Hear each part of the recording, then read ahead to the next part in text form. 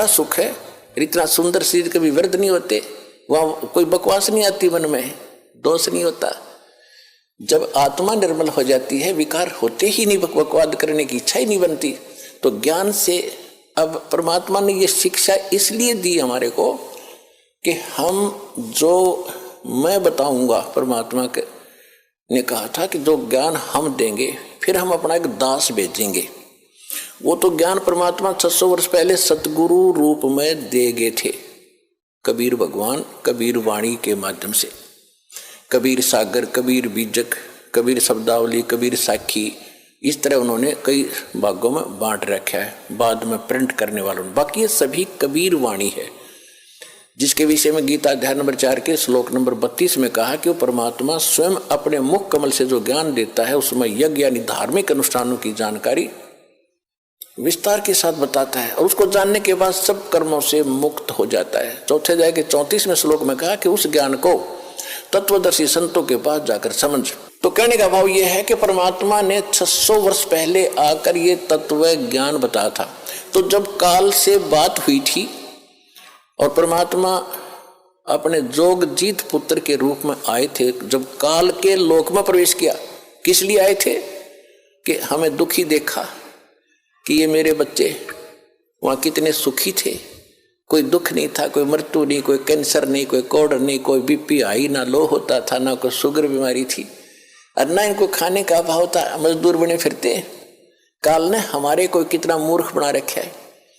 किसी के पास थोड़ा सा पद मिल जाता है तो नीचे वालों को इतना दबा के रखता है, सब अपने कर्म फोड़ता सारा दिन, उनकी आत्मा दुखा दुखा के। चाहे कोई फैक्ट्री मालिक है, चाहे कोई IAS IPS अधिकारी है, या कोई डॉक्टर इंजीनियर जज है, ये नहीं देखते तुम कर क्या रहे हो, क्योंकि ज्ञान नहीं है। किसी की आत्मा दुखावे, होय होय, उसका ये परमात्मा के बच्चे हैं। आप कहते हैं जो तगड़ा व्यक्ति और निर्बल को सताता है उसकी आत्मा रोती है। आत्मा रोती है क्योंकि वो मुकाबला तो कर ही नहीं सकता किसी भी तरीके से। ताकतवर मीन जैसे कोई पद की ताकत है, पोस्ट की ताकत है, या वैसे अपने कोई घर कबीले में घने व्यक्ति हो जाए उनकी ताकत है, स्वयं बलशाली है, तो इस तरह का व्यक्ति गरीबों को सताता है, अपने से नीचे वालों को इतना तंग करता है कि जितना वो कर सकता है बिना ज्ञान के। तो यहाँ परमात्मा ने आके बताया है कि कबीर गरीब ना सताइए, जाकी मोटी हाय, और बिना श्वास की जीव से लो भस्म हो जाए।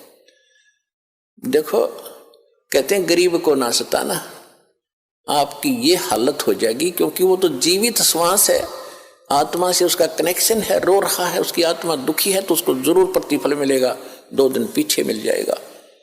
उदाहरण दिया है कि जैसे पहले एक धौंकनी होती थी, पशु के चाम की बनाई जाती थी, और लोहार और सुनार लोग उसी का प्रयोग करते थे।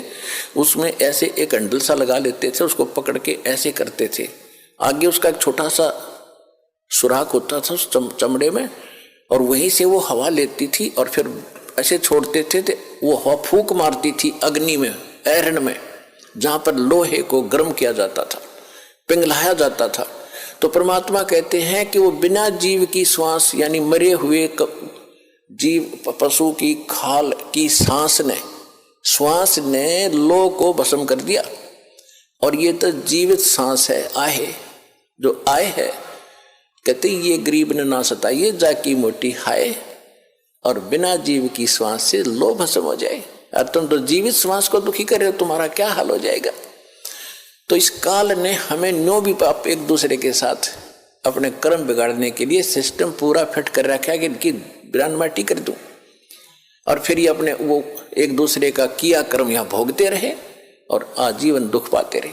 और परमात्मा इसलिए आते हैं कि ये बुरा करते हैं अनजाने में। आज किसी की चोरी की, निंदा की, उसका अगले जन्म में फिर देना पड़ता है। कोई दामाद बनकर लेगा, बेटी भी लेगा, धन भी लेगा, और फिर मर जाएगा, और बेटी विधवा होगी, फिर उसके पालन पोषण में बच्चों के लगा रहेगा वो मूर्ख।